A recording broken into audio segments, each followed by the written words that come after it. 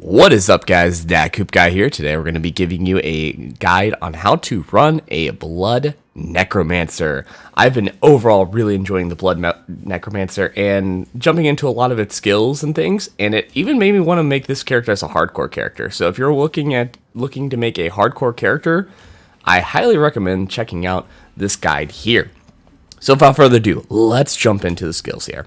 So jumping into the skills, the first thing you're going to want to do is you're going to want to pick up Hemorrhage. It's your first blood skill, and on top of it, it has a chance of giving you a blood orb, doing a good amount of damage, giving you a good amount of essence regen as well. Next, you're going to want to pick up Enhanced Version, as anytime you pick up a blood orb, it also gives you more essence on a hit. On top of that, we have it to where we gain more Fortify.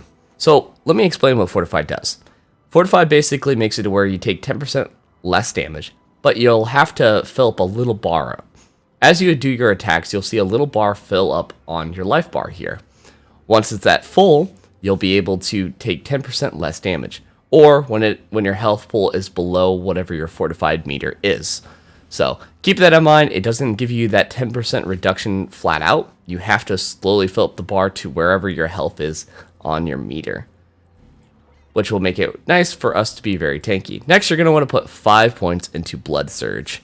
This allows us to do a massive AoE damage that also gets more powerful based off of the enemies around us. Next, you're going to choose the Enhanced Version, as it will heal you, making it to where we have multiple different types of heal, with the orbs constantly spawning, with us getting our damage reduction, and with this giving us a nice little heal on the side there.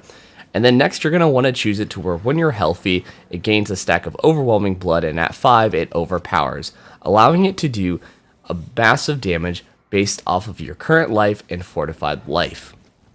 From here, you're going to want to pick up Blood Mist, as Blood Mist will make it to where you are immune for 3 seconds and gives you a way of escape or a way of dodging an attack besides the actual typical dodge, and on top of it, providing that healing there.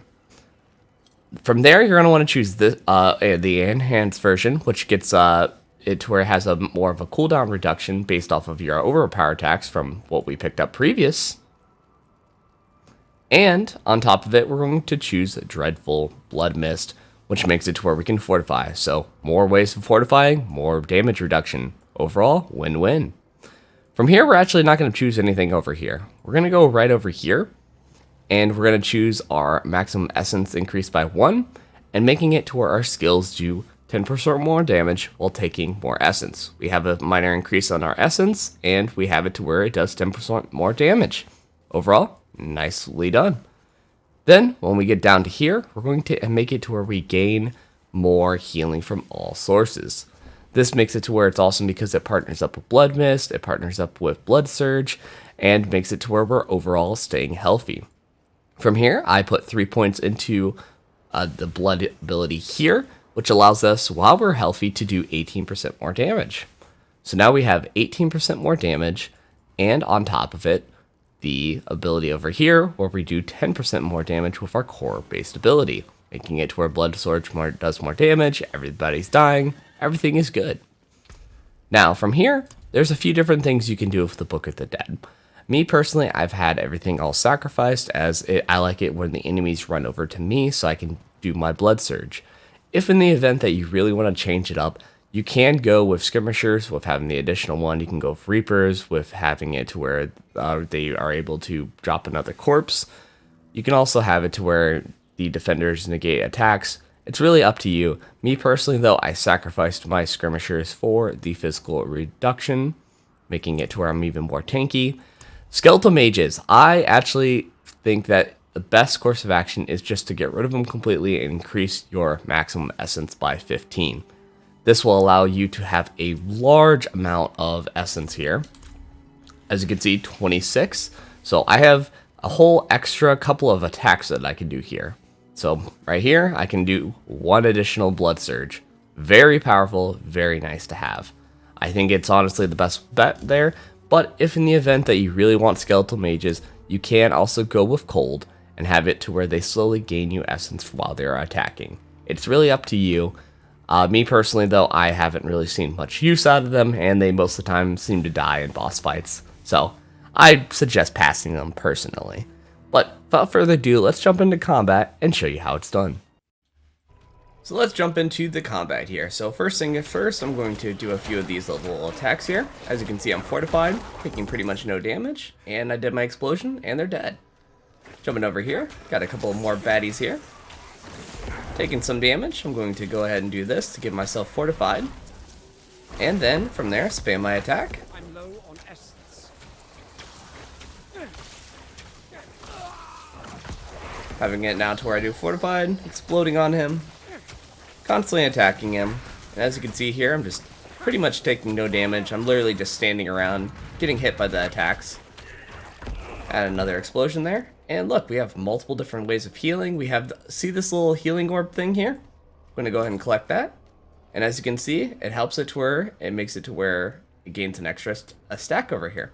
That's pretty much the build. You're just constantly, basically spamming your ability here, spawning orbs, and making it to where you can just do your slam ability. Overall, makes it to where very easy synergy, as we have our ability here to negate any damage that we would normally take, and our slam does massive amounts of AoE, and a little thing that just provides us a heal. Just with the three abilities having good synergy altogether, with no minions required. So in conclusion, let's talk about some general tips. Basically with Blood Mist, this is your ability that you will use when you're about to get hit by something, and in addition, a good way if you have multiple enemies around you to quickly get some fortify on top of it.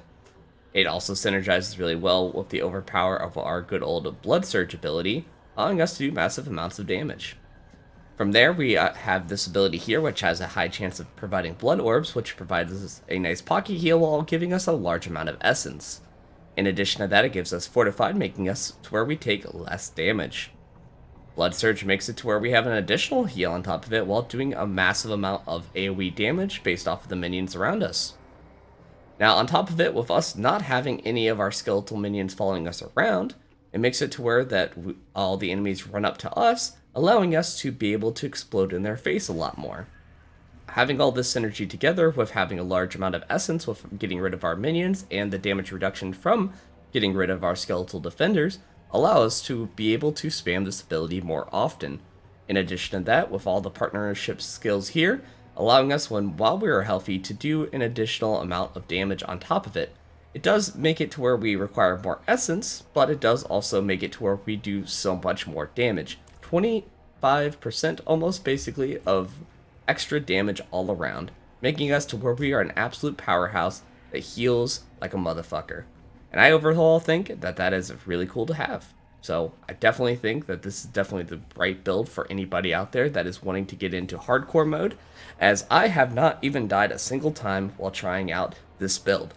Highly recommend it, and I can't stress it enough, this definitely feels like a good direction for that. There is also the companion-based build that I will be working on shortly. I'm also working on the Werebear and finishing up the final touches on that as well. But if you guys want to see more Diablo content, be sure to check out the channel, and I will see you guys next time.